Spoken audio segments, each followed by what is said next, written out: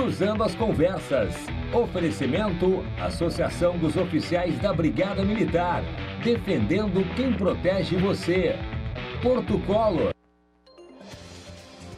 Boa noite, eu sou Guilherme Macalossi e começa aqui na RDC mais uma edição do Cruzando as Conversas, o seu programa de análises e debates, trazendo sempre os assuntos mais importantes do momento, a perspectiva para a nossa sociedade, com a análise e os comentários dos nossos convidados aqui nos estúdios e também através de videoconferência. O Cruzando as Conversas está sendo transmitido para todo o Rio Grande do Sul, nas principais praças do nosso estado, através dos canais 24 e 524 da Claro Net TV e pelas redes sociais, @RDC TV Digital, em todas as plataformas, Instagram, Facebook, Twitter, YouTube e também pelo podcast do Cruzando as Conversas, que você encontra no Spotify, no Google Podcast, em todos os agregadores. Acesse o nosso site rdctv.com.br. Vou começar o programa de hoje celebrando o lançamento do Marketplace aqui do Rio Grande do Sul, o RDC Shopping. O RDC Shopping que oferecerá para todo o público, para todos os consumidores, uma gama de produtos utilitários dos mais variados. Aqui na mesa eu tenho inclusive uma linha de chás que está disponível lá. Maravilhas da Terra, né? Tem vários sabores e vocês encontram lá no RDC Shopping, www.rdcshopping.com.br. Vou ter o prazer de levar para casa e depois o Colim também vai ficar com alguns desses chás aqui, para eles saborearem em casa. E você tem a opção de comprar no RDC Shopping, né? Aqui o nosso programa sempre polêmico, né? Com muito assunto quente, aí depois você chega em casa, toma um chazinho, né? Fica tranquilo, vai dormir o sono dos justos. rdcshopping.com.br. Vou pedir para a Ana rodar a vinheta. Roda a vinheta do RDC Shopping. Vem aí. Novo RDC Shopping. Tudo o que você precisa a um clique de distância.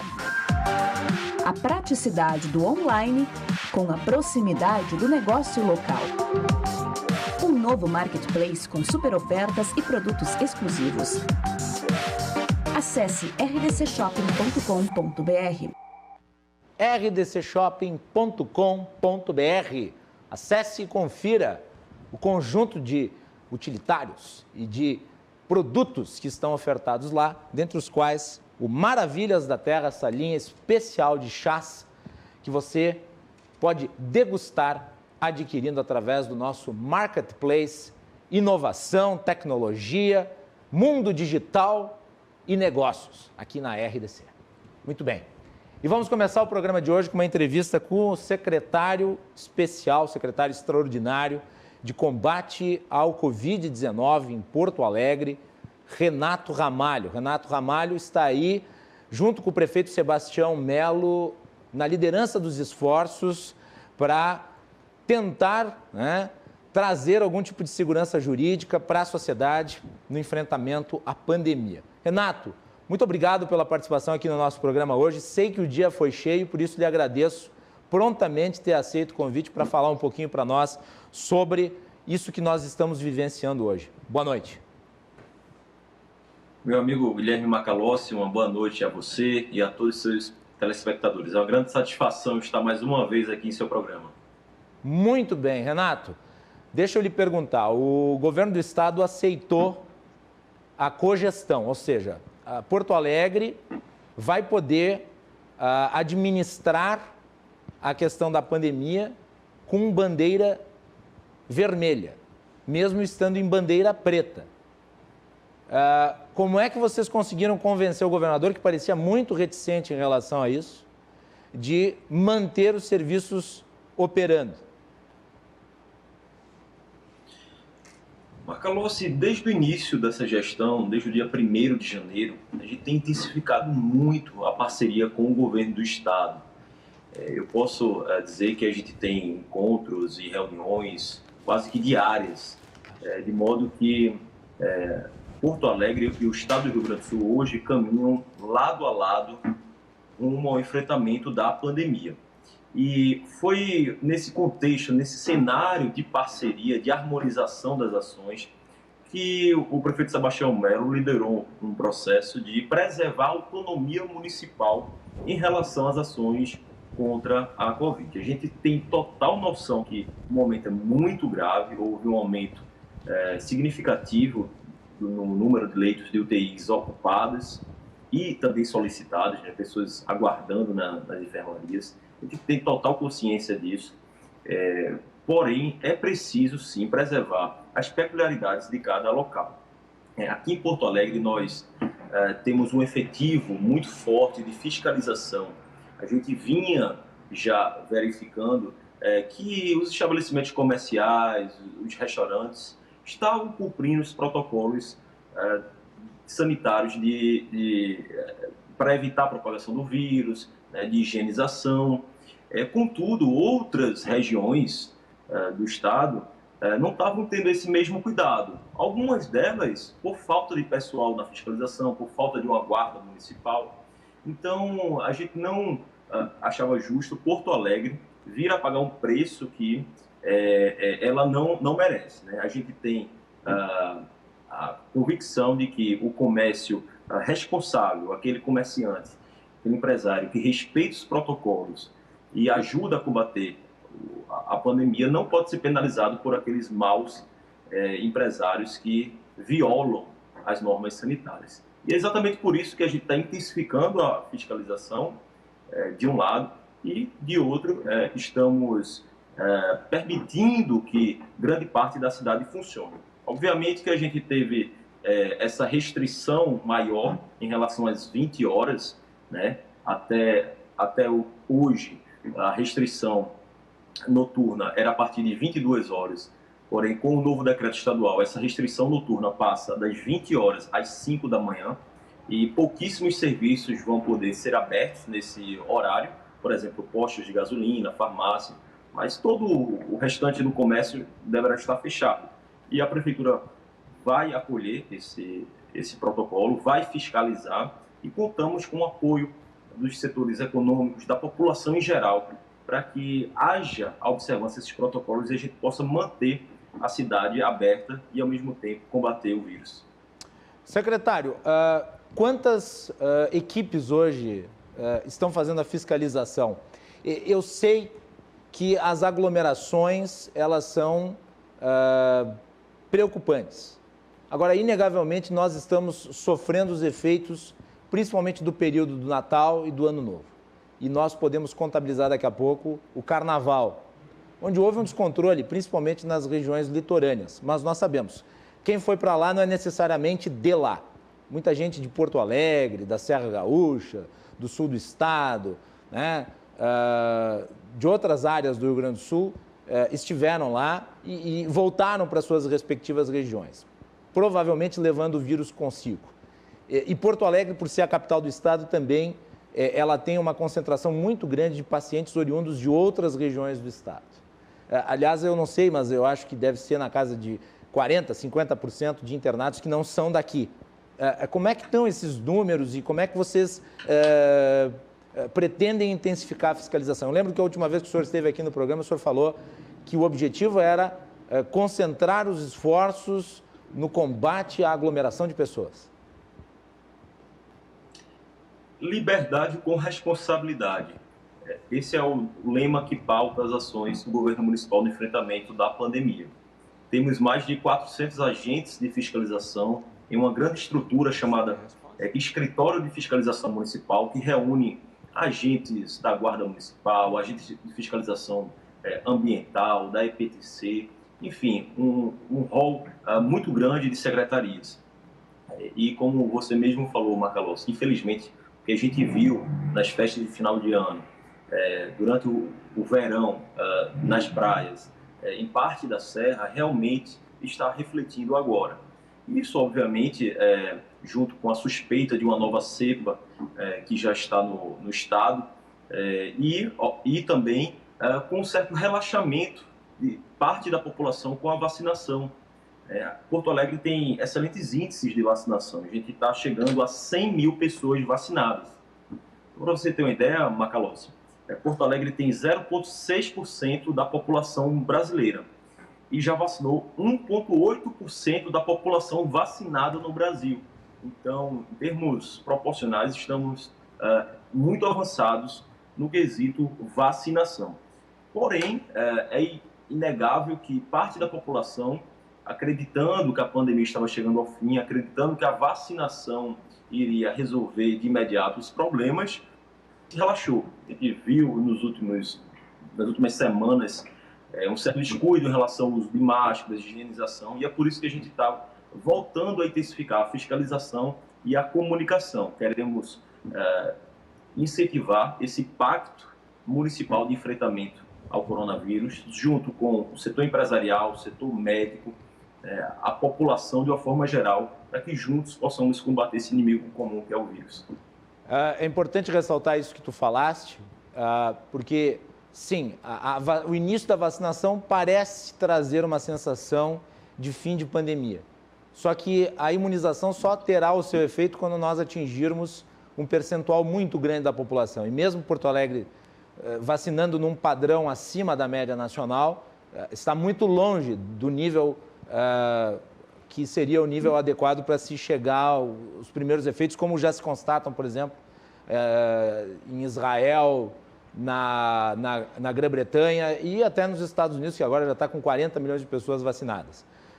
Mas, de qualquer maneira, nesse momento é importante isso que tu estás falando, Renato, porque há um papel fundamental do cidadão, do ente individual, no combate à pandemia, e é tomar as precauções. Não se pode, em momento nenhum, deixar de tomar cuidado e ser um agente na vitória contra o vírus, né? Então, acho que a conscientização é fundamental. Isso mesmo, Macalossi. Falando em vacinação, a gente teve uma reunião com o ministro Pazuello no final da semana passada, em que ele garantiu que até o início de março haveria mais 4,7 milhões de doses para o Brasil. A gente espera receber algo em torno de 45 a 50 mil doses, o que permitiria abaixar a faixa etária que hoje está sendo vacinada. Porto Alegre é uma das poucas capitais que já está vacinando pessoas a partir de 83 anos. A maioria das capitais está na faixa de 85 anos. Então, com o recebimento dessas novas doses, a gente vai poder abaixar o público, a faixa etária, e com isso atingir o principal alvo das UTIs. A gente está vendo que o vírus está mudando um pouco de faixa etária, a gente vê um percentual maior de pessoas entre 50 e 60 anos nas UTIs, mas ainda assim, mesmo assim, a maior parte da população que necessita de leitos de UTI realmente é a população acima dos 60 anos. Eu gostaria de destacar também, Macalossi, um grande esforço da Secretaria Municipal de Saúde, coordenada pelo Mauro Esparta, secretário municipal, para a abertura de novos leitos. São 124 novos leitos de imediato em vários hospitais da cidade. E aqui eu cito Beneficência, Hospital Porto Alegre, Santa Casa, Conceição, entre outros. Então, ao lado dessa fiscalização mais rigorosa em relação aos protocolos sanitários, a cidade de Porto Alegre também está ampliando sua assistência hospitalar. E um tema muito importante, Matheus, que eu não gostaria que ficasse sem comentário, é a questão da educação infantil. Perfeito. Essa foi uma bandeira nossa desde o início do nosso governo. Entendemos que a educação infantil, principalmente a educação pública infantil, ela tem um papel fundamental, central na vida das pessoas mais carentes.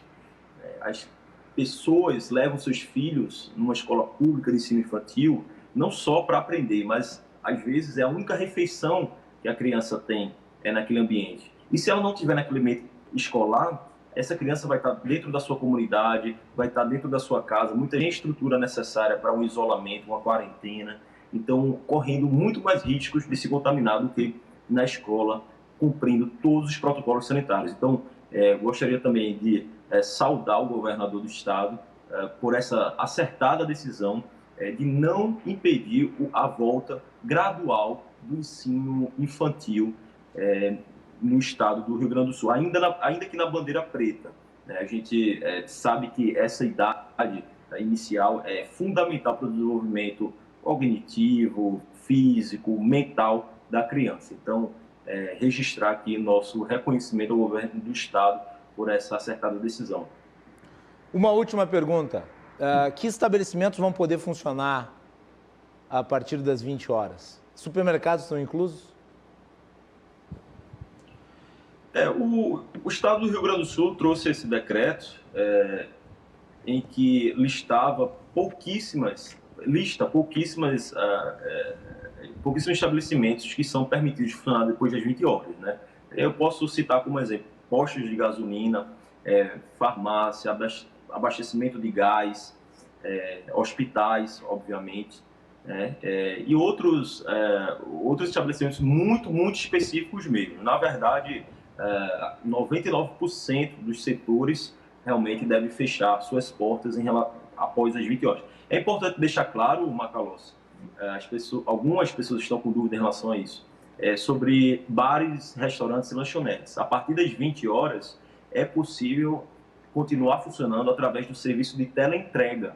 Tá? Take away não, porque há um atendimento ao público, mas via teleentrega é possível. E lembrando que esse é um decreto estadual, o município não tem ingerência sobre essa norma. Na verdade, a única coisa que o município pode fazer é cumprir e fiscalizar.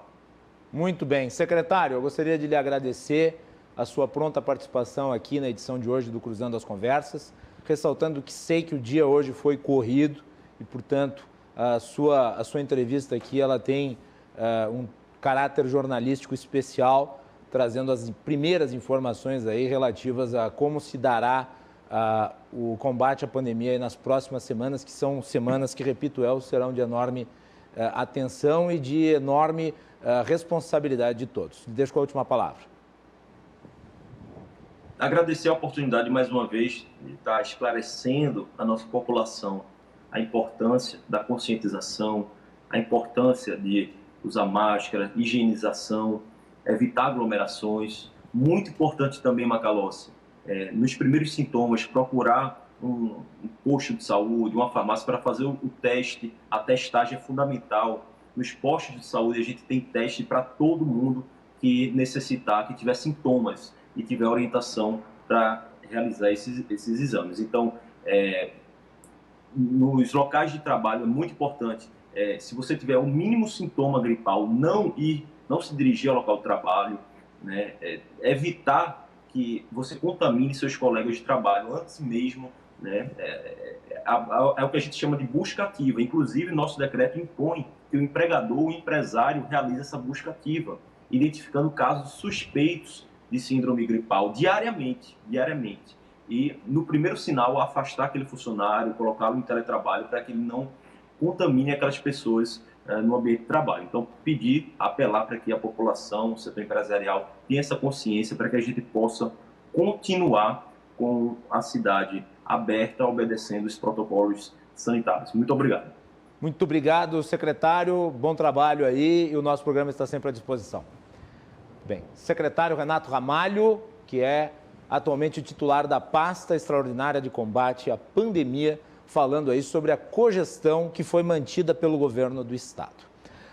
No próximo bloco, nós vamos falar sobre a prisão do deputado Daniel Silveira. Nós vamos ter as participações dos advogados Guilherme Colim e Rodrigo Oliveira de Camargo, além do promotor de justiça Bruno Carpes. Um break e já retornamos aqui com o Cruzando as Conversas.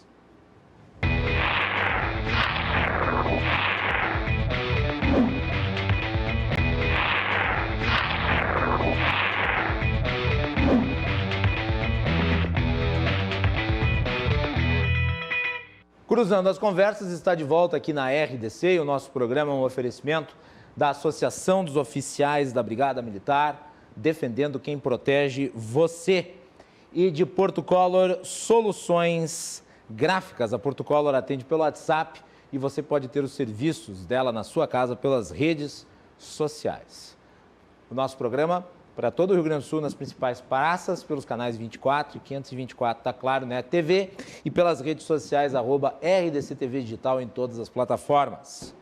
E você que está acompanhando o programa nós agora estamos lançando o Marketplace da RDC TV, que é o RDC Shopping. É um canal gaúcho de compras online, com os pés no presente e os olhos no futuro. O RDC Shopping está atento às novas formas de consumo e às necessidades de quem busca conforto, comodidade e segurança no momento de escolher o produto e os serviços. Acesse agora rdcshopping.com.br, rdcshopping.com.br. Aqui, importante dizer que qualquer empresa, indústria, lojista, varejista, podem vender os seus produtos através desta plataforma online inovadora que nós lançamos no dia de hoje, aqui através da RDC TV. Muito bem. E agora nós vamos falar sobre um tema muito polêmico desde a semana passada e que trata da segurança jurídica do país, trata das instituições, trata do direito. Para falar sobre ele, que é a prisão do deputado Daniel Silveira, que aliás permanece preso, eu convidei três pessoas do mundo jurídico para tratar. Aqui nos estúdios comigo, o advogado Guilherme Colim. Tudo bem, Guilherme? Bem-vindo. Oi, Macalós, tudo bom? Prazer estar aqui mais uma vez. Por web, videoconferência, o promotor de justiça Bruno Carpes. Bruno, bem-vindo. Tudo bem? Tudo bem. Boa noite, Guilherme. Boa noite aos demais convidados, o Guilherme Colim, doutor Guilherme Colim, doutor Rodrigo de Camargo. É uma satisfação voltar ao programa, Guilherme. Muito bem. E o doutor Rodrigo Oliveira de Camargo, também advogado, participa do nosso programa. Rodrigo, bem-vindo. Boa noite. Boa noite, Guilherme. É um prazer estar aqui de volta. Não no estúdio dessa vez, né? Me protegendo para não ser mais um vetor para a população. E também queria cumprimentar aí os colegas de bancada, doutor Bruno e doutor Guilherme. Uma boa noite especial ao espectador da RDC TV. Muito bem. Daniel Silveira, independente de quem seja, o que importa foi como aconteceu. E houve uma enxurrada de críticas ao STF. Inegavelmente, a posição da Corte é uma posição muito perigosa, me parece, pelo menos. Eu gostaria das primeiras impressões sobre o caso dos senhores. Eu vou começar pelo Guilherme Colim. Bom, Macalós, no caso do deputado Daniel Silveira, eu não me compadeço muito, não pela opinião que eu tenha dele, porque eu confesso que eu não conhecia. Não tem opinião sobre ele? Não tenho opinião sobre ele. Eu fiquei soube da existência dele em função disso. Mas, aos meus olhos, ele foi vítima de uma injustiça, porém, o tiro saiu pela culatra. A exposição dele, a projeção do nome dele, ele está usufruindo de um benefício político muito grande. Mas a pauta do programa não é essa, né? Exposição política, uso político. A pauta é livre. O marketing. Não, vocês podem tratar, se achar que mas o foco não é esse, me parece. Eu penso que nós vivemos uma ditadura branca, em que, infelizmente, nós não temos segurança jurídica e o STF, inclusive eu tenho medo de ser preso aqui, eu tenho que medir as palavras, senão eu posso sair preso daqui também, né? Ele é seletivo. Quando o Lula disse que o Stedley usaria o exército dele para defender a Dilma contra em função dos protestos pelo seu impeachment, não houve nenhuma reação do Estado concreta. Quando a ilustríssima senadora Gleisi Hoffmann conclamou o Estado Islâmico a interferir na política interna brasileira, a sociedade criticou, mas eu não vi nenhuma providência estatal concreta contra ela. Quando uma pessoa entra na sua casa e lhe agride, lhe ameaça a sua integridade física, na maioria das vezes ela é liberada, ela não fica presa, mesmo que em flagrante, ela não fica presa. O deputado Daniel Silveira está preso, mas no caso dele é bom. No caso dele, me parece que ele não vai achar ruim a longo prazo, vale a pena para ele. Mas eu acho... Está falando politicamente. Politicamente, claro. Mas técnico, juridicamente, eu acho muito triste isso. Não concordo com o teor dos vídeos, dos pronunciamentos dele. Não concordo. Mas o mérito daquilo que ele falou me parece que não justifica a sua prisão. Ainda que agora a Câmara dos Deputados tenha votado favoravelmente à prisão. Com uma ampla votação, diga-se de passagem. É uma votação política. Esse argumento ad hominem, em que um determinado ato é avaliado, é considerado positivo ou negativo, dependendo de quem o pratica, para mim, ele perde o valor. E é o que nós temos.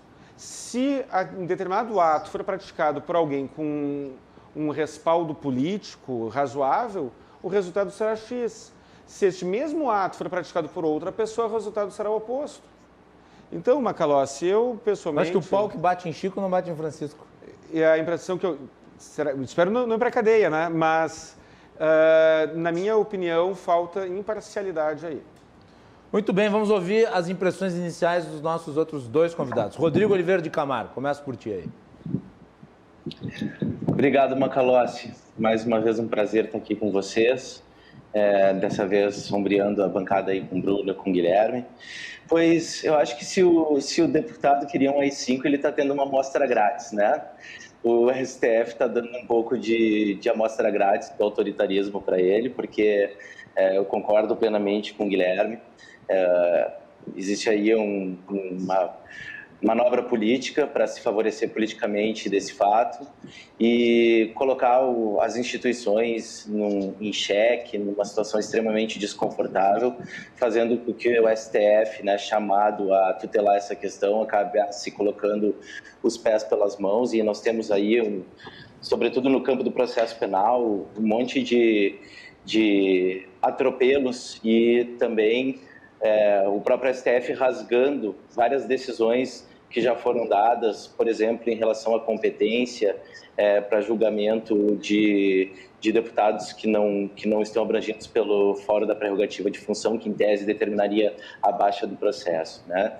E também outros institutos que são muito caros ao processo penal, sobretudo ao processo penal democrático, como a audiência de custódia, por exemplo, acabou totalmente esvaziada por conta da forma como as decisões acabaram sendo tomadas. Enfim, é um carnaval. E, lamentavelmente, nós estamos aqui debatendo já quase uma semana sobre isso, quando o foco deveria ser todo outro, né? Todo mundo voltado aí para a pandemia, para a vacina, para a imunização em massa, para que a gente possa girar e o país ir para frente novamente. Bruno Carpes. Bem, eu acho que nós temos dois tipos de análise a respeito desse fato. A primeira questão material, que são os dizeres do deputado que levaram o Supremo Tribunal Federal a essa decisão, que é anômala, ela é anormal, é fora do que entendemos pelo devido processo legal. Quanto a esses dizeres, obviamente cabe aqui a minha repulsa, a minha indignação, porque não são dizeres dignos de um representante popular, de um congressista. Mas isso, obviamente, deve ser julgado pelos seus pares na comissão de ética que recém foi reativada. O outro ponto, que é o que faz parte mais da minha vida profissional, como operador do direito, como alguém que atua em flagrantes diariamente, inclusive em plantão, etc., é de uma surpresa, algo até sem palavras do que aconteceu em Brasília na semana passada. É uma situação que destoa totalmente dos diplomas legais, da Constituição, mas especialmente da própria jurisprudência do Supremo Tribunal Federal. Então, nós temos uma situação de uma prisão de ofício, a qual o Supremo Tribunal Federal vem rechaçando, especialmente desde a publicação do chamado pacote anticrime. Nesse ponto, diga-se de passagem, no inquérito, esse sim instaurado a pedido da Procuradoria-Geral da República, ele atua, o Supremo, como uma autoridade igual a uma autoridade policial, ou seja, ele atesta que está havendo um flagrante e aí comete algo que é inédito no mundo jurídico, determina um mandado de prisão em flagrante. Ora, ou é prisão em flagrante que está ocorrendo, ou se determina um mandado de um pedido de prisão de um crime que ocorreu anteriormente. Não existe a mistura entre os dois institutos. E aí o que acontece? A Constituição excepciona. No caso de um deputado, havendo então, não havia crime de flagrante, o ministro, infelizmente, confunde crime permanente com crime instantâneo de efeitos permanentes. Para exemplificar para o cidadão, se uma gangue filma um homicídio contra um rival da sua facção, esse vídeo é divulgado no dia seguinte. O crime ocorreu no dia anterior, mas o efeito que é permanente. Tá, mas então, se fosse transmitido ao vivo? Sim. E se fosse transmitido ao vivo? Se existisse uma autoridade policial assistindo e fosse lá e autuasse em flagrante. Mas não foi esse o caso, Bruno? Quer dizer, a ordem de prisão não foi expedida tão logo o vídeo foi publicado? E até onde eu sei foi assim. Publicado, mas é um vídeo, que eu saiba, é um vídeo gravado. Não, mas a prisão ocorreu... Rodrigo. A prisão ocorre horas depois. Eu entendo, assim, o próprio ministro Dias Toffoli falou ontem no Canal Livre, e houve uma ressalva do ministro Barroso também, quanto a essa questão da permanência. Eles discordaram do Alexandre Moraes nesse sentido, dizendo que nós estávamos diante de uma situação de flagrante por conta da hipótese do 302, inciso 3 ou inciso 4, ou seja, ele fez o vídeo, logo em seguida, com os elementos que fizessem presumir ele ser o autor, ele foi preso. Então, eu particularmente... Inclusive, Rodrigo, o Alexandre de Moraes, ele relata a publicação do vídeo, as respostas aos comentários, ele caracteriza isso como a continuidade delitiva. Pois é, aí está o erro da fundamentação dele, tá? Porque, assim, o crime ele se exaure a partir do momento em que eu vou lá e profiro as ofensas, enfim, né, os ataques antidemocráticos, como foi o caso do deputado. Ali se concretizou o crime. Eventualmente, né, a permanência desse vídeo na rede, ele poderia ser valorado, aí vai depender da lei, como o caso de aumento de pena, como é no caso dos crimes contra a honra comum. Artigo 139, 138, 140, eles têm uma causa de aumento de pena prevista no 141, inciso 3, dizendo o seguinte: olha, se foi por meio que facilita a propalação, aumenta a pena. Agora, a Lei de Segurança Nacional não prevê nada disso. Então, por uma falta de legalidade, nós não teríamos essa questão como aumento de pena. Poderia ser sopesada no cálculo da pena, como circunstância do crime e tal, mas jamais dizer que isso é permanência do crime. Eu acho que, em relação à decisão do ministro Alexandre, ela está equivocada nesse sentido, ainda que eu entenda que tenha havido flagrante. Para mim, né, agora eu coloco a apreciação dos colegas, a discussão está toda na inafiançabilidade num primeiro momento, fora a estrutura democrática, não ter pedido de prisão feita pelo PGR, salvo engano, enfim, né, nós temos uma série de outros problemas afetos à competência, porque ministro do Supremo, como vítima, não tem prerrogativa de foro, o juízo devia ser um juízo comum, está tudo errado. Antes de passar de volta para o Bruno... Bruno, doutor Rodrigo, estamos de acordo. Eu só queria, antes de passar para ti, Bruno, e também para o Colim, eu gostaria de pegar o trecho da decisão do ministro Alexandre de Moraes, que a nossa produção cortou, e vamos colocar na tela, eu vou ler e daí vocês comentam. abre aspas, relembre-se que considera-se em flagrante delito aquele que está cometendo a ação penal ou ainda acabou de cometê-la. Na presente hipótese, verifica-se que o parlamentar Daniel Silveira, ao postar e permitir a divulgação do referido vídeo, que, repiso, permanece disponível nas redes sociais, encontra-se em infração permanente e, consequentemente, em flagrante delito, o que permite a consumação de sua prisão em flagrante, fecha aspas, trecho da decisão do ministro Alexandre de Moraes. Bruno Carpes. Reafirmo, no meu entender, está equivocado. Até, inclusive, ele não utiliza as palavras, Macalossi, que tu utilizasse. Ele diz que ele postou. Se postou é porque já ocorreu. Perfeito. Então, imagine uma situação de que eu recebo um vídeo de uma pessoa simplesmente me dizendo, olha, essa pessoa que está com um fuzil na mão cometeu há 5 minutos e postou. Eu, então, mando um policial ir lá prendê-lo. Se verifica depois que o vídeo, na verdade, ele gravou há um mês antes. É inédito. É inédito e, com certeza, se fosse uma autoridade judicial de primeiro grau, sofreria severas punições, inclusive a pedido das cortes superiores. A questão da inafiançabilidade, eu acho que o doutor Rodrigo, até concordamos também, o que aconteceu foi dar roupagem de inafiançabilidade ao que é afiançável.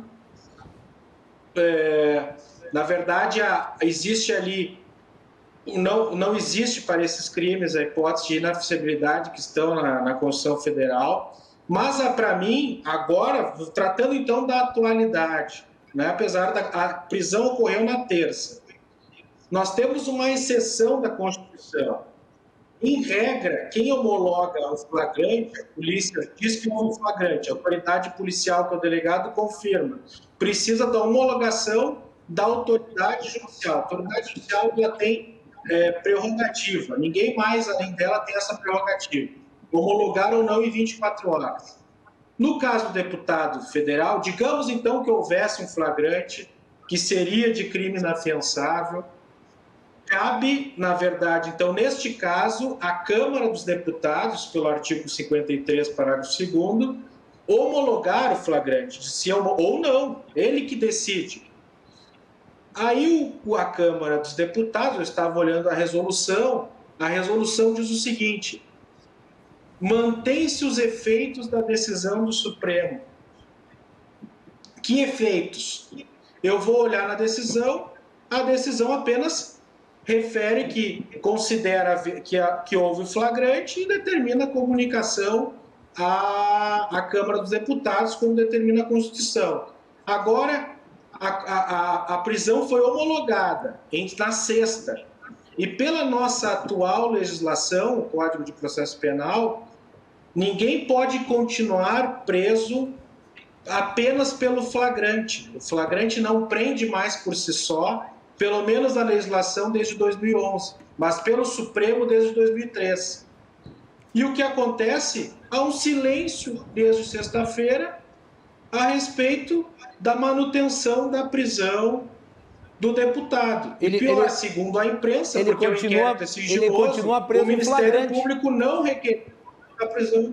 Pois é, mas isso não existe mais na legislação brasileira. É uma prisão ilegal. Certamente, se isso tivesse acontecido na Justiça de primeiro grau, nós temos remansosa jurisprudência sobre isso, a decisão seria nula e o réu, seria o acusado, seria imediatamente solto. Então, nós temos diversas questões que nos preocupam. E eu entendo a preocupação do doutor Guilherme Colin, no início, falando da nossa dificuldade em segurança jurídica, que é o que eu, como promotor de justiça, os colegas de debate que são advogados, os demais operadores do direito, mais queremos. E ainda mais em questões processuais penais. Quando nós estamos num país que tanto se fala em devido processo legal, a formalidade e as garantias são imprescindíveis.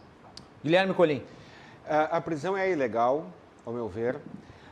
Os argumentos técnicos jurídicos, eles são autoexplicativos e já foram bem esmiuçados. O que eu observo até, Macalós, teve acho que uns 2 ou 3 meses atrás, que nós estávamos aqui debatendo, e eu estava dizendo que eu não vejo com bons olhos o garantismo. E é muito fácil, quando a pessoa está solta, está tranquila, não ser garantista, né? O garantismo é invocado quando a pessoa está sendo ameaçada. Mas não se trata de garantismo, se trata de um mínimo de lógica e bom senso, a aplicação mínima dos critérios legais.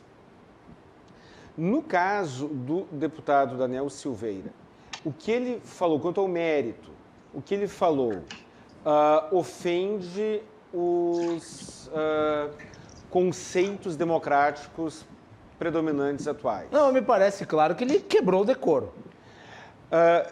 Pois é. Mas quebrar o decoro é uma coisa, outra coisa é uma prisão arbitrária. E é esse o mérito. Eu acho que até pela exposição dos colegas...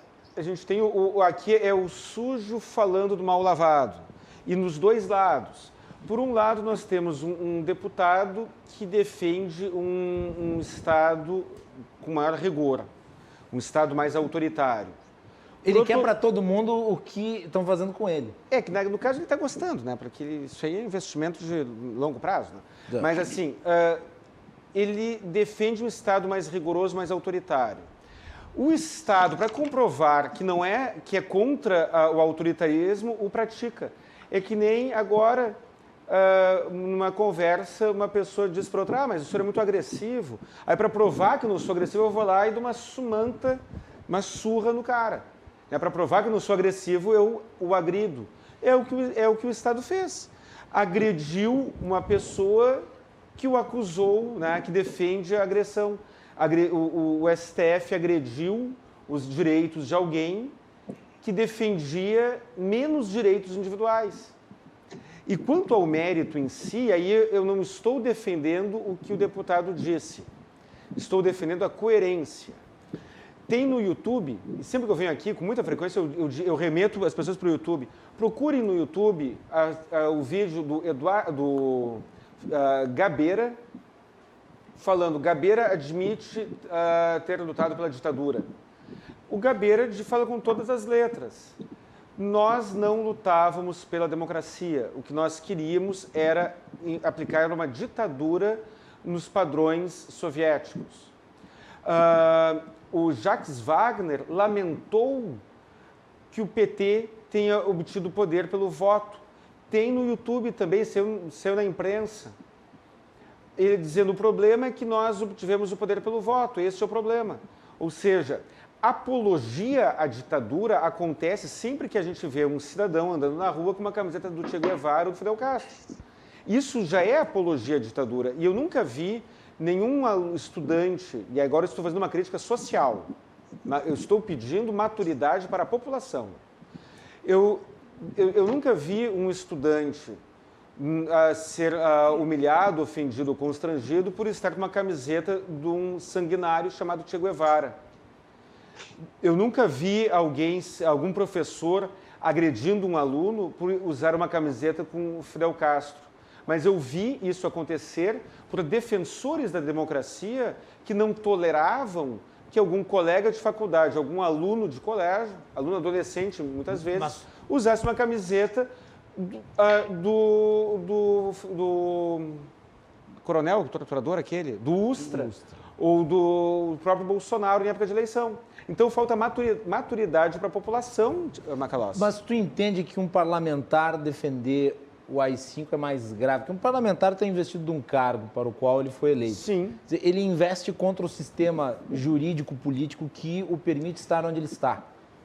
Tem toda Isso a razão. não é contraproducente democraticamente? Isso é incoerente. É incoerente, eu diria inadequado também. Por isso que eu acho que o Congresso deveria caçar o mandato. Não se pode permitir que golpistas, porque ele tem um ímpeto golpista, não se pode permitir que golpistas se utilizem da investidura de um cargo para o qual foram eleitos para torpedear a democracia que sustenta eles onde estão. Quer dizer, o sujeito está eleito pelo sistema jurídico-político e vai contra esse sistema jurídico-político. Mas não é o que acontece com o Jacques Wagner? Mas aí é uma outra coisa, que o STF fez. Mas aí que eu estou defendendo uma solução congressual para o problema. não jurídico. Mas não através da intervenção de outro poder. O Congresso tolera atos exatamente equivalentes, porém em uma ideologia oposta. Esta é uma moeda em que um dos lados é tolerada, é enaltecida, e a outra é execrada. Na minha opinião, o deputado Daniel Silveira falou, foi muito errado, né? Se expressou de maneira muito inadequada, envergonhou o cargo. Mas o que eu clamo é por coerência. Por que a Gleisi Hoffmann pode conclamar o Estado Islâmico para interferir no Brasil publicamente, um papel ridículo, e ninguém fazer nada contra ela? E por que ela pode e o outro não? Por que a crítica pró-comunista, desculpa, a apologia à ditadura comunista é tolerada, e por que a apologia à ditadura não comunista não é?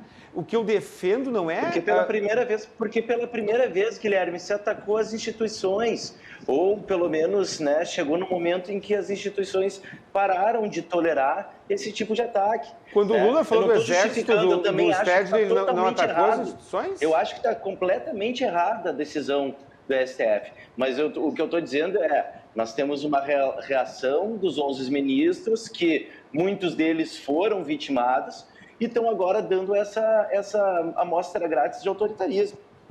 O sequestrador Fernando Gabeira, que é sequestrador, né? Ele sequestrou um embaixador. Não, mas ele foi anistiado, né? Não, mas o fato de ele foi anistiado por uma questão... Ele está isento juridicamente, ele está anistiado, assim como o Ustra está anistiado. Eu não estou falando que ele deva ir para a cadeia. Agora, o Ustra, por que... E outra coisa... Por que eu não poderia... Por que pegaria mal eu vir aqui com a camiseta do Ustra? O ato do Gabeira se deu num período de exceção. Pode ser certo ou errado, mas foi durante um período de exceção. Ele queria implantar um período de exceção aqui. A manifestação do Daniel Silveira foi em período democrático. Acho que não dá para comparar os dois. O Gabeira, ele queria implantar, admitiu que ele queria implantar um período de exceção aqui com uma ditadura comunista. Tá, mas isso faz 40 anos, não é hoje. Sim, daí? Mas ele mudou de convicção, ele não tem mais isso. O Jacques Wagner falou 2, 3 anos atrás. Não, mas tu defende a prisão do Gabeira? Não, é que tecnicamente o Gabeira é um democrata. O Gabeira mudou de opinião, o Gabeira evoluiu. Ele mesmo admite isso. Tecnicamente, isso é impossível. Agora, se eu vier aqui na RDC com uma camiseta do Coronel Ustra, que teve a sua punibilidade extinta pelo óbito, ele não chegou a ser condenado, né? Não transitou em julgado a sua condenação, eu serei criticado e mereço, porque o Coronel Ustra era um torturador, ainda que não tenha transitado em julgado nenhuma decisão condenatória nesse sentido.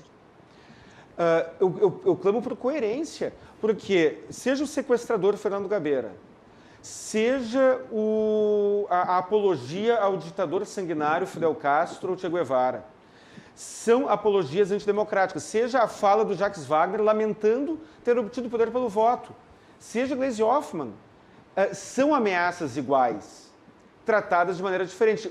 Quando a ameaça às instituições democráticas vem pela esquerda, elas são toleradas. Ou o que tu acha do Ciro Gomes dizer que vai receber a turma do Moro a bala? O Ciro Gomes falou, manda a turma do Moro aqui que eu recebo a bala. Ele falou isso, sendo filmado. Vai lá, Rodrigo, e depois Bruno. Não, eu acho que a gente está perdendo a linha da conversa, né? Nós estamos batendo aqui no que se diz da ditadura de esquerda, e eu acho que não tem nada a ver com o nosso propósito, né? A gente tem que analisar, acho que a prisão e o contexto da prisão e a correção dessa prisão. Então vamos voltar para o assunto principal. Eu vou lhe perguntar e depois eu quero a opinião do Bruno e do Colim.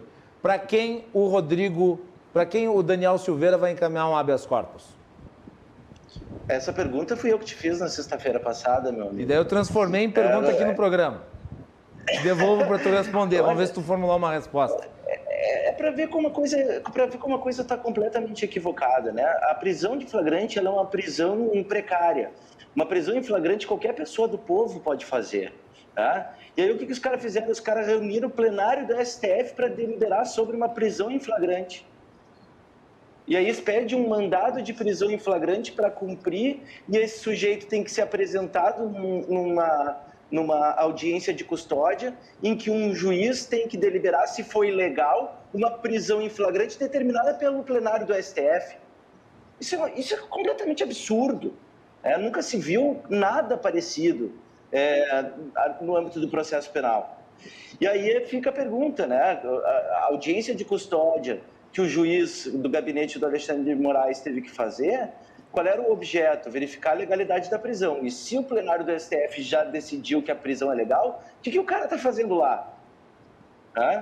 E mais, o que determina o Estado democrático? Né? O Estado democrático determina que o juiz julga, o Ministério Público acusa, faz os pedidos do interesse da acusação e a defesa defende. Até onde a gente sabe, como o doutor Bruno muito bem falou, o inquérito é sigiloso, ninguém sabe ainda. A informação que a gente tem é que o PGR sequer pediu a prisão desse cara. Ou seja, nós temos um sujeito preso desde a terça-feira passada por um flagrante que sequer há pedido de prisão preventiva pelo titular da ação penal. Tá? Sendo que aí tem toda a discussão sobre a competência. Efetivamente, o titular da ação penal é o PGR ou é o juiz de primeiro grau? Porque nós estamos partindo do pressuposto que, vamos lá, imunidade parlamentar, imunidade material. O deputado, ele é inviolável pelas suas palavras, opiniões e votos. Ok, mas essas palavras, opiniões e votos não abrem um salvo-conduto para que ele saia fazendo o tipo de ofensa que ele quiser contra as pessoas. Existe um limite sobre essa prerrogativa. O STF já decidiu várias vezes sobre essa questão e disse, olha... Não, até porque se houvesse essa falta de limite para a imunidade em relação a palavras, votos e opiniões, um parlamentar a qualquer tempo poderia defender, por exemplo, pedofilia, crime de racismo, dentre outros. E é óbvio que não. Existe uma óbvia limitação. Nós tivemos um caso aí que o parlamentar defendeu um estupro contra uma colega. E nesse caso o STF disse, não, isso aqui não tem nexo funcional. Não está abrangido pela imunidade material. Então, nesses casos, o que tem que fazer? Conforme a decisão do próprio STF, desce para o primeiro grau. O parlamentar ele é julgado em primeiro grau. Bom, aí resta a questão, os ministros do STF que são os ofendidos. Existe prerrogativa de fórum para ministro vítima? Não existe. Não. Tem que ser julgado em primeiro grau. Ouviu o Bruno Carpes? Bruno. E aí estamos nessa situação, Macalossi, desculpa, só para finalizar, nós temos essa prisão que como o doutor Bruno falou, é uma aberração jurídica. Joga no princípio da imparcialidade. Eu vou entrar com um habeas na cápsula espacial da NASA. Bruno Carpes.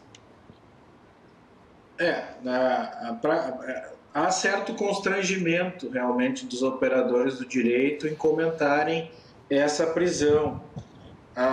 Além dos elementos trazidos, eu trago outro que julgo de extrema importância, que é que o Código de Processo Penal entende por impedido o juiz que tenha relação com o objeto da causa, ou seja, na própria argumentação se argumenta que houveram crimes contra a honra contra os ministros.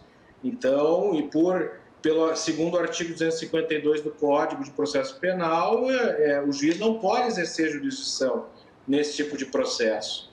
Temos mais esse problema. Temos outro problema. O problema é o que não falta. Aliás, eu não consigo achar algo que eu consiga dizer que está certo. Porque, por exemplo, no regimento interno do Supremo, no artigo 230b, diz que o tribunal não processa a comunicação de crime, encaminhando a PGR. Por quê? Para não violar o princípio acusatório. Ou seja, havia ali uma comunicação de crime. Está ocorrendo um crime tal. Manda para a PGR tomar as providências cabíveis. O regimento interno do Supremo diz isso. Então, e nós temos que diferenciar também, Macalossi, a questão da prisão, se cabe prisão ou não, com o crime. Não se está discutindo aqui, olha, porque foi crime, se é crime tem que prender, se não é crime não tem que prender. Não. quando há crime, existem regras de quando se prende e quando não se prende. Para mim, Bruno, para mim, olha, para mim é muito claro. Para mim, desculpe, Bruno, mas para mim é muito claro que ele quebrou o decoro. Quebrou o decoro. Para mim, ele quebrou o decoro. E para mim, ele cometeu o crime.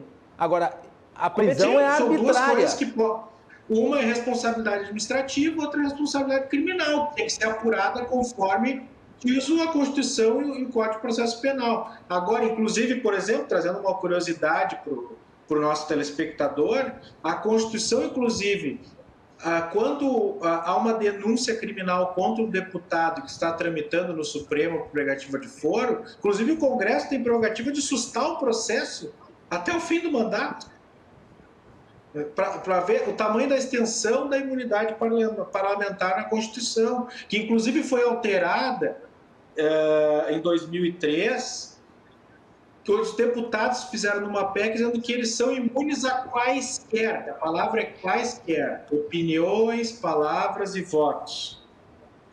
E aí nós temos, claro, como bem levantou o doutor Rodrigo, umas diferenciações que vieram pelo Supremo, não obedecendo a palavra quaisquer, mas dizendo que tem que haver ligação com a função. Então, passou-se por cima de muita coisa. Toda hora eu me lembro de uma coisa nova. Por exemplo, mínimo de 2 precedentes do próprio Supremo, né? Da ação penal 937. Que aconteceram nesse processo que o Supremo já soltou quando acontecia. A audiência de custódia não foi realizada em 24 horas. Já houve. Houve uma celeuma enorme e por muito tempo ficou impossibilitado de fazer audiência de custódia por videoconferência. Dessa vez pôde. Inclusive, o regimento interno da Câmara diz que o deputado, quando preso em flagrante, deve ser apresentado na Câmara. Nem isso o presidente da Câmara exigiu. Na videoconferência, quando há julgados que não pode ficar na sede da polícia, tem que ser apresentado na sede do Poder Judiciário. A prisão de ofício, inúmeros julgados da segunda turma, do ministro Fachin, de vários ministros, que não pode prisão de ofício. Não houve manifestação do Ministério Público. Exato, sem pedido do Ministério Público ou da autoridade policial. Não também deliberaram, como houve algumas solturas, o risco do acusado pegar Covid no estabelecimento prisional. Também já houve soltura por causa disso. Não deliberaram sobre o cabimento de medidas cautelares alternativas à prisão, que a lei... Que segundo a imprensa... Sim, e que segundo a imprensa, a Procuradoria-Geral da República requereu medidas cautelares diversas da prisão. Já haveria esse pedido. Também... Segundo a imprensa, o processo não está disponível. Sim, nós sabemos só segundo a imprensa. E também, por último... Mesmo não existindo mandado de prisão em flagrante, mas foi expedido um mandado, o mandado não pode ser cumprido à noite. Nunca houve um cumprimento de mandado por à noite, e quando houve, havia anulação pelos tribunais. Então, há uma pleiade de problemas que a comunidade jurídica ainda vai trabalhar sobre isso há muito tempo.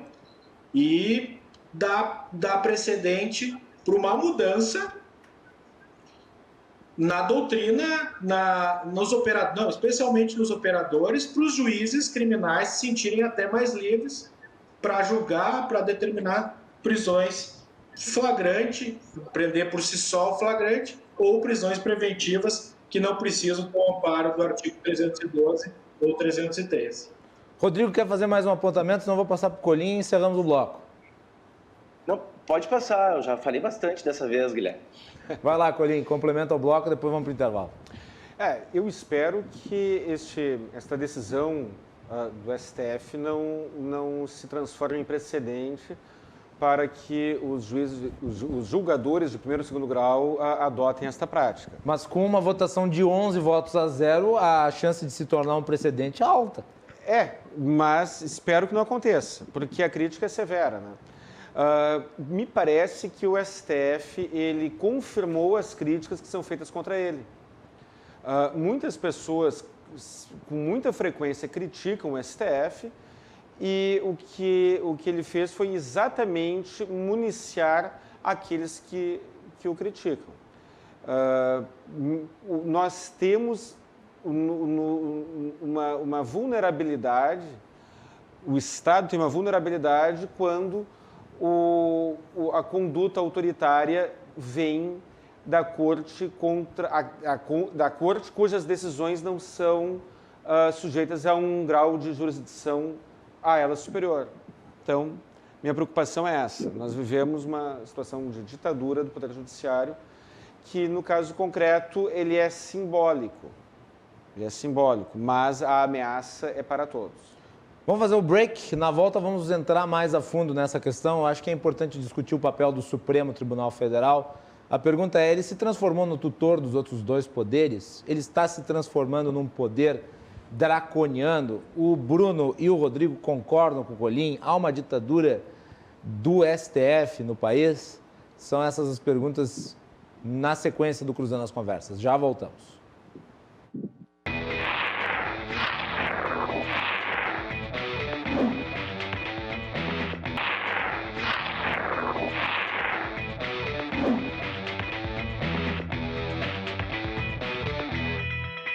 Cruzando as Conversas, de volta, debatendo o polêmico caso Daniel Silveira, deputado que continua preso por flagrante. É o flagrante mais longo da história da justiça brasileira, eu acho.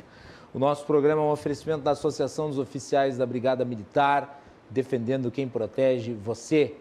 De Porto Color, soluções gráficas. A Porto Color atende pelo WhatsApp e você pode ter os serviços da Porto Color pelas redes sociais. Amanhã, o Cruzando as Conversas vai ter a participação do senador Paulo Paim e também do deputado Jerônimo Gergen. Eles vão falar sobre das reformas que estão em discussão no Congresso Nacional. Vão falar também, obviamente, né, sobre essa intervenção na Petrobras e os efeitos que isso tem na política. E nós vamos ter a participação de dois economistas, o professor Ederson Porto e também o Oscar Frank Júnior, que é o diretor econômico do CDL de Porto Alegre. Então, amanhã o programa vai estar bem denso, pauta econômica amanhã, que também é fundamental, ainda mais com essa crise que nós estamos vivendo. Na edição de hoje do programa, Rodrigo Camargo de Oliveira, advogado, Bruno Carpes, promotor de justiça, e Guilherme Colim, aqui no estúdio comigo, advogado também, parceiro do Cruzando as Conversas. Bom, doutor Bruno, vamos com o senhor aí, vamos abrir o último bloco com o senhor. Como é que o senhor vê a ação do Supremo Tribunal Federal de uns tempos para cá? Colim descreveu isso que nós estamos vivendo como uma ditadura do judiciário. Tu concordas? Olha, acho que é uma expressão forte, mas eu tenho tecido críticas há bastante tempo ao Supremo Tribunal Federal, críticas técnicas e jurídicas. Numa configuração constitucional moderna, que não é exclusividade do Brasil, ao contrário, o Brasil importa ideias que dão certo em outros países, os poderes são configurados numa ideia de freios e contrapesos. Isso vem lá dos Father Founders americanos, do constitucionalismo moderno. O judiciário é visto como um freio, isto é, ao ímpeto estatal, geralmente pelo Poder Executivo, mas também pelo Poder Legislativo, ele é o freio que diz, olha, está indo muito além do que a carta que rege a nossa sociedade permite acima do cidadão. O cidadão tem essas proteções, então o judiciário ele é configurado como um freio. Quando começam atitudes do Poder Judiciário que deixam de ser freio e passam a ser um acelerador, isso deixa toda a configuração institucional desconfigurada, desordenada, e os limites para a atuação do Poder Judiciário, mas também de todos os poderes, eles são essenciais para a harmonia e a estabilidade das instituições. Quando nós chegamos à conclusão, por unanimidade no programa, de que existiram erros que são incomuns, isso gera a possibilidade que alguns acusem o Supremo de ter abusado do poder. Por também, nós temos estudos, no Brasil isso é muito incipiente, mas da Academia Norte-Americana e Canadense, de que o constitucionalismo chamado neoconstitucionalismo, que dá protagonismo ao Poder Judiciário, inclusive de implementar políticas públicas, ele sim acaba gerando uma juristocracia. Isso tem um livro, inclusive, que recém foi publicado em português, se chama Rumo à Juristocracia, que é do constitucionalista americano Han Hirschel. Então nós temos já esse debate inaugurado em outros países há mais de 30 anos. Então isso não é uma exclusividade nossa. Agora, o que parece ser exclusividade nossa é esse avanço, esse protagonismo que parece que alguns ministros querem tomar e aí refogem da sua limitação constitucional. Isso me preocupa como operador de direito, me preocupa como cidadão, e eu acho que nós temos que os outros poderes se conscientizarem de que para haver estabilidade e harmonia entre eles, é preciso que se exija que todos cumpram o seu papel constitucional. Tá, e daí eu lhe pergunto, antes de passar para o Rodrigo e para o Colim, mas eu lhe pergunto, quem controla o Supremo nessa tripartição de poderes? O Senado Federal. É o Senado, mas por que o Senado não faz, então, o seu papel de controlar o STF? No sentido de impor limitações. Eles estão, na sua avaliação, com o telhado de vidro? Não sei. É uma pauta extrajurídica que refoge a minha especialidade, ao meu métier. Mas talvez eles entendam que os ministros não estão extrapolando, discordam de nós, é uma prerrogativa também dos senadores. Talvez seja até importante perguntar ao senador que estará presente amanhã a respeito desse assunto, porque é um assunto que nós andamos na rua, as pessoas perguntam, mas por que tais os pedidos lá de punição aos ministros não andam e por que as punições no judiciário têm que andar? Essa falta de paridade, de equidade. São questionamentos que devem ser feitos ao Supremo. Ao Senado. Agora, inegavelmente, Bruno, a decisão da Câmara, pela forma como se deu e com a votação que se deu, ela dá muita força à decisão do Supremo. Não avalias dessa forma? Com toda certeza. 365 votos. Quer dizer, foi uma votação... Porque a Constituição dava prerrogativa como autoridade homologadora do flagrante. Ela tinha que dizer, a Câmara tinha o direito, assim como o juiz tem em relação ao flagrante do delegado de polícia, de dizer se a prisão era legal ou ilegal. Sim. Esse era o papel da Câmara. A Câmara disse que a prisão foi legal. Então nós temos 11 ministros do Supremo, a totalidade da Corte, dizendo que foi legal, e a Câmara dos Deputados dizendo que foi, na sua esmagadora maioria, dizendo que foi legal. Então, nós aqui, como opinadores, como operadores do direito, discordamos de quem comanda o país. Rodrigo? Eu concordo com o Bruno quase em tudo, para não dizer em tudo. Eu só complementaria... Eu não posso deixar de dizer que é extraordinário. Num Brasil no Brasil onde os promotores e advogados se conflagraram tanto em virtude da Operação Lava Jato, nós temos um programa em que um advogado concorda com o promotor de justiça. O Ministério Público... Os advogados não são adversários. Para ver como o Supremo está botando os pés pelas mãos, hein? Vai lá, Rodrigo. Não, eu só diria, eu complementaria a resposta do Bruno e também talvez seja um achismo, no sentido de que quando os outros poderes não fazem o que lhe cabe, né, eles jogam na mão do Supremo. Ou seja, se o Supremo está legislando, é porque o legislador não está fazendo o papel dele. Se o Supremo está interferindo no Executivo, é porque, de repente, o Executivo, né, não está fazendo as coisas como deve fazer. Então, existe também muito nessa guerra de instituições, né? E nesse momento, que é um momento mundial de crise do Estado pós-democrático, enfim, de que o judiciário esteja recebendo no seu colo todas essas demandas, talvez por ineficiência dos demais poderes. Agora, inegavelmente, às vezes tanto o judiciário, às vezes tanto o executivo quanto o legislativo entregam as suas atribuições para o judiciário. É frequente, por exemplo... Isso ocorre há bastante tempo, Cada vez o legislador se omite... É frequente a judicialização de decisões políticas.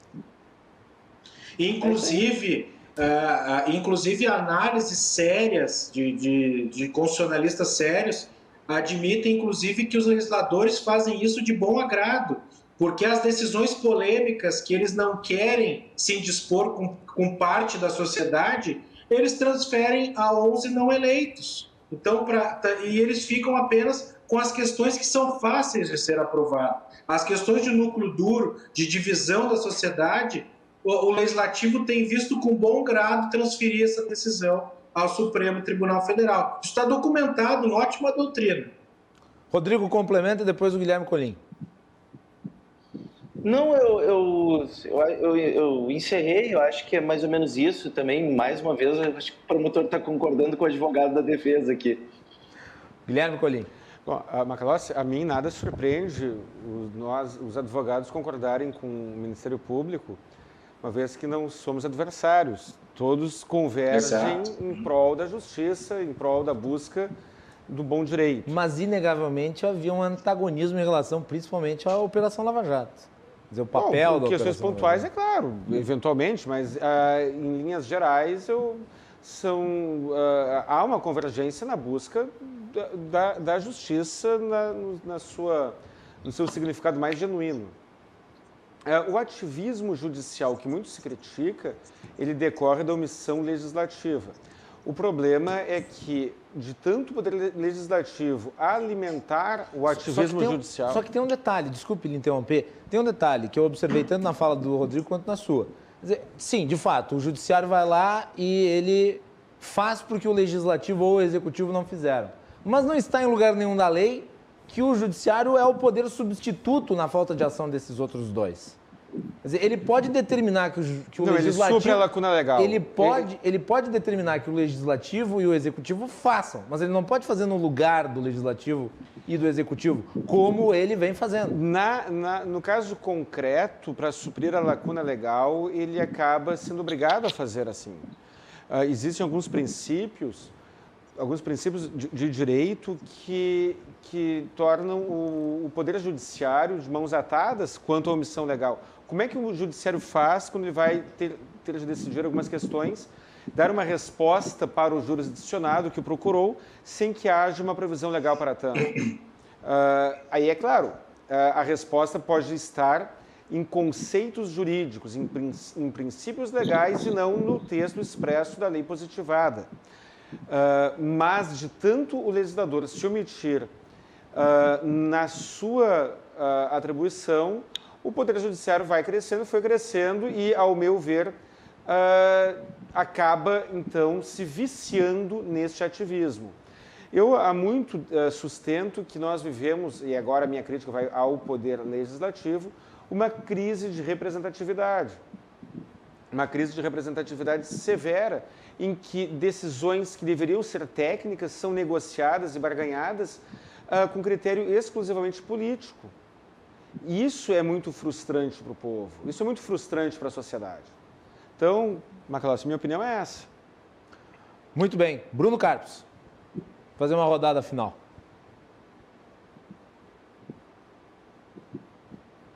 Bruno, estamos sem o seu som. Talvez tu tenha desativado aí o teu som. Perdão, voltei. Vai lá, Bruno. Uma rodada final, que nós já estamos encaminhando para os finalmente. Bom, Guilherme, eu acho que eu agradeço a oportunidade, reitero a minha preocupação, inclusive nós temos aí uma lei de abuso de autoridade recém-aprovada que até prevê algumas situações que estão ocorrendo. E eu acho que... Na sua avaliação, os ministros do STF se enquadram na lei de abuso de autoridade? Olha, em tese, olha o que diz o artigo 9º, decretar medida de privação da liberdade em manifesta desconformidade com as hipóteses legais. Parágrafo único. Incorre na mesma pena a autoridade judiciária que, dentro de prazo razoável, deixar de 1. Relaxar a prisão manifestamente ilegal. Substituir a prisão preventiva por medida cautelar quando manifestamente cabível. Está deixando de substituir pela medida cautelar. Enfim, são questões que podem ser debatidas no meio jurídico. Estariam ou não em tese? Parece que sim. Vai lá, Bruno. E aí eu vejo agora, tenho curiosidade. Eu não sei mais o que vai acontecer, porque se nós não conseguirmos entender o que ocorreu, tudo que vai ocorrer se torna totalmente imprevisível. E agora nós temos, então, talvez, já ouvi alguns dizendo de o Supremo se tornar uma figura do poder moderador que existia na Constituição Imperial. Vejamos cenas do próximo capítulo. Espero que o Supremo corrija os seus erros, porque também eu, como operador do direito, membro do Ministério Público e também com muita proximidade com os membros do Poder Judiciário, privamos também pela nossa imagem, pelo nosso trabalho que é diário, exaustivo, e muitas vezes erros de outros setores do Poder Judiciário acabam prejudicando os demais integrantes. Então, nós torçamos para que os poderes em Brasília se entendam, se organizem e passem novamente a cumprir o que a Constituição determina, que é de poder limitado e não de poder ilimitado. Rodrigo Boa noite, muito obrigado. Obrigado, Bruno. Obrigado pela participação aqui no nosso programa. Rodrigo Oliveira. Guilherme, o Brasil não é para amadores, né? A gente está caminhando a cada semana com um capítulo novo do House of Cards Tupiniquim. Há pouco mesmo, quando tu falaste sobre a relação dos promotores e dos advogados, dizendo que havia uma discordância geral quando a gente tratava de Lava Jato, eu escrevi aqui rapidinho, será que ainda há essa discordância ou será que nós já temos aí grande parcela do Ministério Público vendo com outros olhos todas essas questões que estão vindo à tona em relação à Operação Lava Jato? Mas no que diz respeito a esse nosso tópico de abordagem hoje, realmente um ponto totalmente fora da curva. O Supremo rasgou uma série de decisões que ele já proferiu. Ele está criando precedentes extremamente perigosos, figuras jurídicas anômalas, como é o mandado de prisão em flagrante.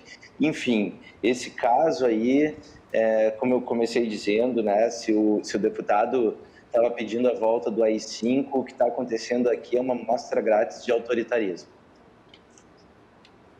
Muito bem. Guilherme Colim.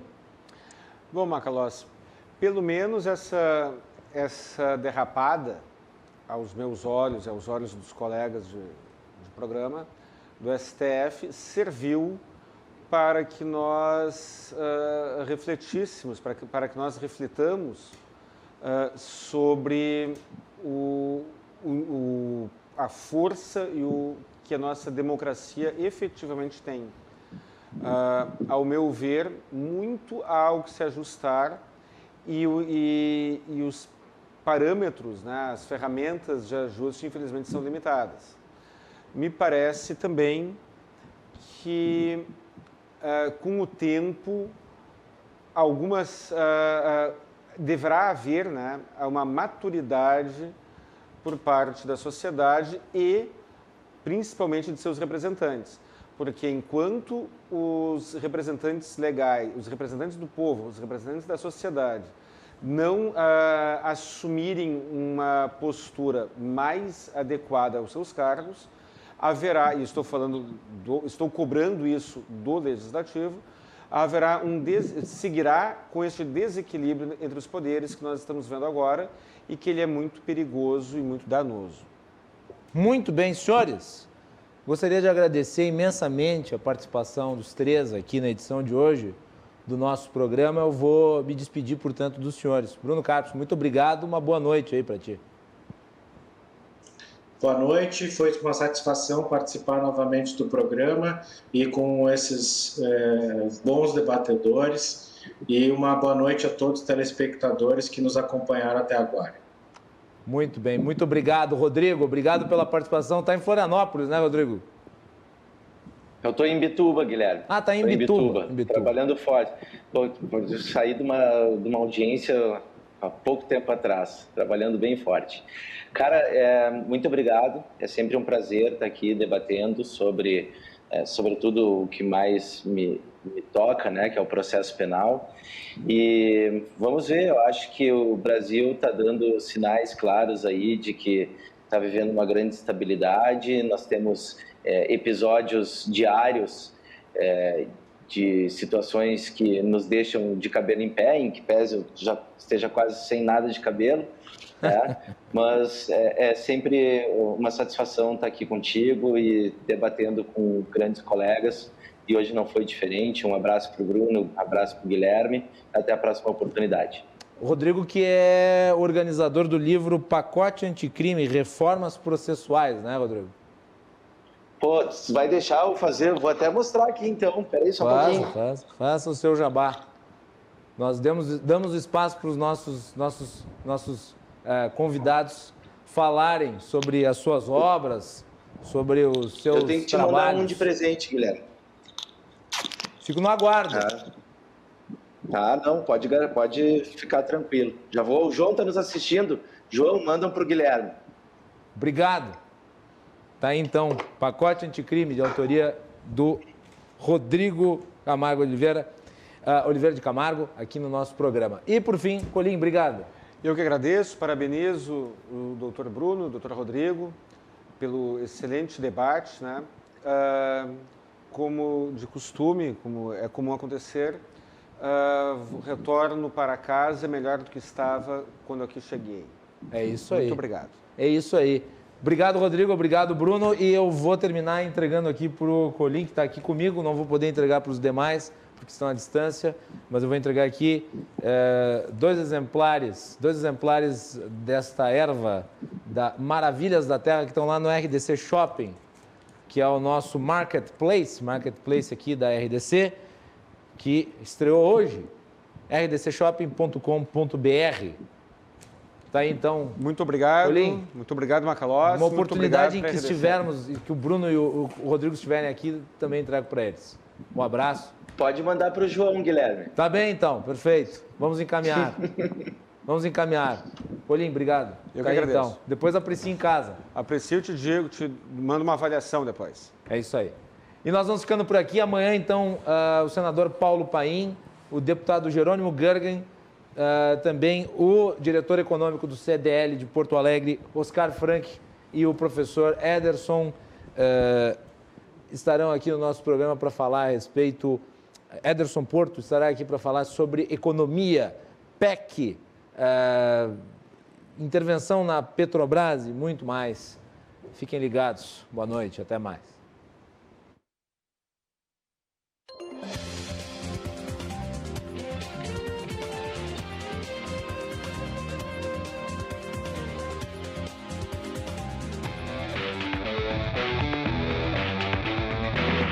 Cruzando as Conversas. Oferecimento: Associação dos Oficiais da Brigada Militar. Defendendo quem protege você. Portucol.